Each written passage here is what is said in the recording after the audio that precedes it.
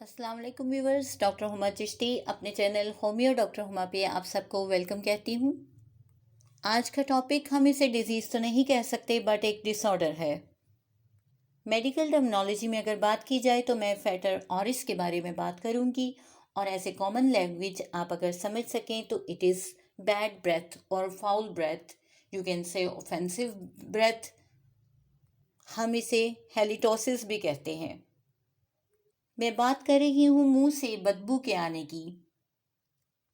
मज़ीद टॉपिक पे बात करने से पहले आपसे रिक्वेस्ट है कि चैनल को सब्सक्राइब कर दीजिए ताकि तमाम वीडियोस आपको टाइम टू टाइम मिलती रहें और इन्फॉर्मेशन बढ़ती रहे। जी हाँ, हेलिटोसिस मुंह से बदबू का आना या बैड ब्रेथ जिसे कहा जाता है। हेलिटोसिस लैटिन वर्ड से इजाद हुआ है और हेलिटस का मतलब होता है एक्सेल्ड एयर, यानी हवा जो मुंह से बाहर आती है। और ऑरिस मीन्स पैथोलॉजिकल स्टेट, यानी ऐसी कोई बीमारी ज़दा स्टेट या हालत कह लीजिए जिसकी वजह से मुंह में से बदबू आने लगती है। This problem is related to oral hygiene actually, यानी हमारी ओरल हाइजीन से इसका बहुत ज़्यादा ताल्लुक़ है, मुंह की सफाई से बहुत ज़्यादा ताल्लुक़ है। और साइड इफ़ेक्ट्स से दरकिनार सबसे इम्पोर्टेंट बात यह है कि it becomes N embarrassment and anxiety, यानी बहुत ज़्यादा स्ट्रेसफुल कंडीशन हो जाती है। इंसान शर्मिंदगी महसूस करता है इसकी वजह से। और हम रिसर्च के हवाले से अगर बात करें तो 25% पीपल बैड ब्रेथ होता है उनको, ठीक है। ऑलमोस्ट हर 4 में से एक पर्सन को इसका प्रॉब्लम फेस करना पड़ता है। मच इम्पॉर्टेंट कॉमन कॉज अगर इसकी बात की जाए बैड ब्रेथ की तो पुअर ऑरल हाइजीन, यानी सबसे ज़्यादा जो वजह है वो यही है कि हाइजीन का ख्याल ना रखना, मुंह की सफाई का ख्याल ना रखना। याद रखिए, जब फूड पार्टिकल्स मुंह में रह जाते हैं तो बैक्टीरिया का जब ब्रेकडाउन शुरू होता है तो हेलिटोसिस कॉज बन जाता है। हेलिटोसिस आपके सामने आता है यानी मुंह की बदबू बनने लगती है। माउथ को हाइड्रेट रखने से भी फाउल ब्रेथ से बचा जा सकता है। इसके लिए बेस्ट ट्रीटमेंट रेगुलर ब्रशिंग है और इसके अलावा फ्लॉसिंग, हाइड्रेशन, इस चीज़ का ख्याल रखिए।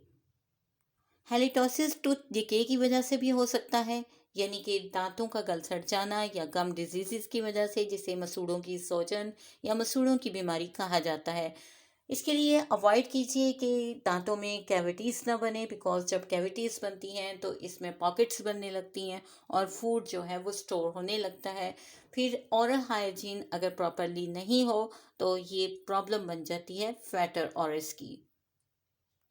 जी हाँ, बात करते हैं इसकी कॉजेज़ के हवाले से। तो कॉजेज़ के हवाले से जब बात की जाए बहुत सारी इसकी वजूहात हैं। अब टोबैको भी इसकी एक वजह है। टोबैको प्रोडक्ट्स जो लोग यूज़ करते हैं उसकी वजह से भी ऐसा होता है। सेकेंडली फूड, जिसके हवाले से मैंने स्टार्टिंग में बताया कि फूड पार्टिकल्स अगर मुंह में रह जाते हैं तो वो बैक्टीरिया कॉज करते हैं और उसकी वजह से मज़ीद प्रॉब्लम बनने लगती है। अब कुछ फूड्स ऐसी होती हैं जिनकी वजह से भी स्मेल मुंह में रहने लगती है। वो है जैसे गार्लिक है, अनियन है, इस तरह की फूड्स जो हैं वो प्रॉब्लम क्रिएट करती हैं। ड्राई माउथ भी एक कॉज है। अब फास्टिंग हो गई और कार्बोहाइड्रेट, लो कार्बोहाइड्रेट अगर ली जाए उसकी वजह से भी ऐसा हो जाता है। डेंटल हाइजीन का ख्याल ना रखा जाए, यानी दांतों की सफाई का, तो तब भी ये प्रॉब्लम हो जाती है। क्रैश डाइट्स लेने की वजह से भी होती है। ड्रग की वजह से होती है, यानी सर्टन किस्म की मेडिकेशन अगर की जा रही हो तो उसकी वजह से भी ऐसा होता है। फिर mouth, nose and throat conditions होती हैं जिनकी वजह से ये प्रॉब्लम हो जाती है, जैसे कि नोज़ एंड थ्रोट और साइनस की अगर इन्फ्लामेशन हो जाती है, सोजिश हो जाती है, तो ये प्रॉब्लम सामने आती है। फिर फॉरेन बॉडी है, कोई स्पेशली चाइल्ड में होता है, बच्चों में होता है कि कोई फॉरेन बॉडी अगर नोज़ में मौजूद है तो उसकी वजह से भी फाउल ब्रेथ होने लगता है। फिर कुछ डिजीज़ ऐसी होती हैं कि जिनकी वजह से फाउल ब्रेथ या ऑफेंसिव ब्रेथ आपके सामने आता है और वो जस्ट लाइक कैंसर, कीमोथेरेपी, इस किस्म की जो कंडीशंस हैं उनमें ये चीज़ देखने को मिलती है। फिर लिवर डिसऑर्डर्स में, स्टमक प्रॉब्लम्स में ये चीज़ें होती हैं। चंद एक रेयर कॉजेज़ होती हैं जो कभी कभार वजह बन जाया करती हैं, जैसे बावल ऑब्स्ट्रक्शन, यानी कॉन्स्टिपेशन भी एक कॉज है, उसकी वजह से भी ऐसा होता है। कीटो एसिडोसिस एक कॉज है जिसमें ब्लड में कीटोन लेवल ज़्यादा हो जाता है और उसकी वजह से स्मेली ब्रेथ होने लगता है। ये कंडीशन यूजुअली शुगर पेशेंट्स में देखने को मिलती है। एक कंडीशन होती है ब्रोंकियाटासिस। इसमें जो एयरवेज होते हैं वो डायलेट हो जाते हैं और इसकी वजह से भी समटाइम फाउल ब्रेथ होता है।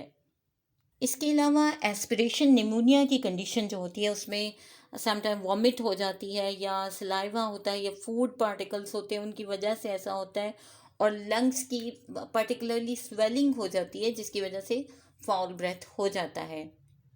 अगर सिम्टम्स के हवाले से बात की जाए तो पर्टिकुलर इसकी कोई सिम्टम तो नहीं होती, बट फाउल ब्रेथ जो है वो फील हो जाता है। आपको कोई पर्सन इसकी कंप्लेंट कर सकता है या आपको इटसेल्फ खुद ही महसूस होता है कि स्मेल है जो ब्रेथ में। स्पेसिफिक जो ऑर्डर होती है या स्मेल होती है ये चेंज भी होती है और वेरी भी कर सकती है और depend upon the cause. Actually cause जैसी होगी उस टाइप की स्मेलिंग होगी। बहुत सारी होम रेमेडीज़ होती हैं कि जिनके ज़रिए इसको ठीक किया जा सकता है, जिसमें सबसे इम्पॉर्टेंट जो है जिसके बारे में मैंने स्टार्टिंग में बताया, ब्रशिंग। ब्रश अच्छे तरीके से किया जाए, फ्लॉस किया जाए, उनको क्लीन किया जाए डेंचर्स को, और फिर चेंज द ब्रश, यानी ब्रश को 2 से 3 मंथ में ज़रूर चेंज कर लिया जाए। तो ये भी ओरल हाइजीन के लिए बहुत अच्छा है। ना सिर्फ दांतों का ब्रश करना बल्कि टंग योर ब्रश योर टंग, यानी अपनी जो ज़ुबान है उसके ऊपर भी ब्रशिंग करें। तो क्या होता है कि जो बैक्टीरियाज होते हैं, फूड पार्टिकल्स होते हैं या डेड सेल्स होते हैं वो भी रिमूव हो जाते हैं और इस तरह से आप फाउल ब्रेथ को अवॉइड कर सकते हैं। इसके अलावा ड्राई माउथ नहीं रहने दें। ठीक है, डाइट के हवाले से बात की जाए तो गार्लिक, अनियन, इस किस्म की फूड को, और जो ज़्यादा शुगरी फूड्स होती हैं, ज़्यादा स्पाइसी फूड्स होते हैं, या फिर कैफ़ीन लेवल अगर आपकी प्रोडक्ट्स में ज़्यादा है तो उसको रिड्यूस करें। ये चीज़ें कॉज बनती हैं हैलिटोसिस की। अब बात कर लेते हैं डायग्नोसिस के हवाले से। तो एक डेंटिस्ट अच्छे तरीके से इसको डायग्नोस कर सकता है और इसके लिए बहुत सारे सस्पेक्ट करने के लिए इसको डिफरेंट स्केल्स हैं जिनके ज़रिए पता चल सकता है। जैसे हेलीमीटर होता है, उसके ज़रिए पता चल जाता है कि ब्रेथ में सल्फ़र लेवल कितना ज़्यादा हाई है और उसकी वजह से प्रॉब्लम हो रहा है। या फिर इसके अलावा और भी कई टेस्ट हैं, जैसे बैना टेस्ट है। इसमें बैक्टीरिया की वजह जानी जाती है, जहाँ एंजाइम्स जो प्रोड्यूस हो रहे होते हैं, हाइलिटोसिस कॉज कर रहे होते हैं, वो डिटेक्ट होते हैं। फिर गैस क्रोमेटोग्राफी होती है। इसमें क्या होता है, क्रोमेटोग्राफी कहा जाता है। इसमें भी चेक किया जाता है डिफरेंट केमिकल्स को। फिर बीटा ग्लैक्टोसाइडेज टेस्ट होता है, उसमें चेक किया जाता है। तो हम बात करते हैं होम्योपैथिक के हवाले से कि जहाँ ये तमाम चीज़ें आपके लिए हेल्पफुल होती हैं, वहाँ होम्योपैथिक में बहुत सारी मेडिकेशन है जो जब अकॉर्डिंग टू मियास्म दी जाती हैं और अकॉर्डिंग टू सिम्टम दी जाती हैं तो पेशेंट क्योर कर जाता है। जैसे मक्सॉल हमारी top of the list medicine है। जो मॉइस्ट माउथ होता है पेशेंट का और स्मेली होता है, उसमें दिया जाता है। बिकॉज स्लाइवरी ग्लैंड्स अगर बहुत ज़्यादा एक्टिवेट हैं वहाँ मक्सॉल देंगे तो पेशेंट क्योर कर जाएगा। पल्सा अगर आप देंगे तो उसमें क्या होगा, ड्राई माउथ है अगर और बिटर सॉल्ट है, सॉल्टी सा और बिटर सा टेस्ट है, पेशेंट आपको ये कंप्लेन करता है, और बैड ब्रेथ भी है उसका, तो वो ठीक हो जाता है। क्रियाजोट एक हमारी बहुत अच्छी मेडिसन है जो डिकेड टीथ की वजह से, और अगर स्पॉन्जी गम्स हैं, ब्लीडी गम्स हैं, उनकी वजह से होता है तो तब भी। फिर कार्बोवेज बहुत अच्छी मेडिसन है जो पस और कैडावरस डिस्चार्जेस हों विद ब्लडी डिस्चार्जेस, तो वहाँ पर बहुत अच्छा काम करती है। Hepar sulph is the medicine जो जिंजिवाइटिस में और पायोरिया में बहुत अच्छा काम करती है और फाउल ब्रेथ को ठीक करती है। फिर हमारी मेडिसन कार्बोलिक एसिड है जो बैड ब्रेथ के लिए बहुत अच्छी है, जब साथ ही साथ कॉन्स्टिपेटेड हो पेशेंट और ब्लॉटेड एब्डोमेन भी हो। तो व्यूअर्स, आज के लिए इतना ही। अपना ख्याल रखिएगा। किसी नेक्स्ट टॉपिक तक के लिए मुझे इजाज़त दीजिए। अल्लाह हाफिज़।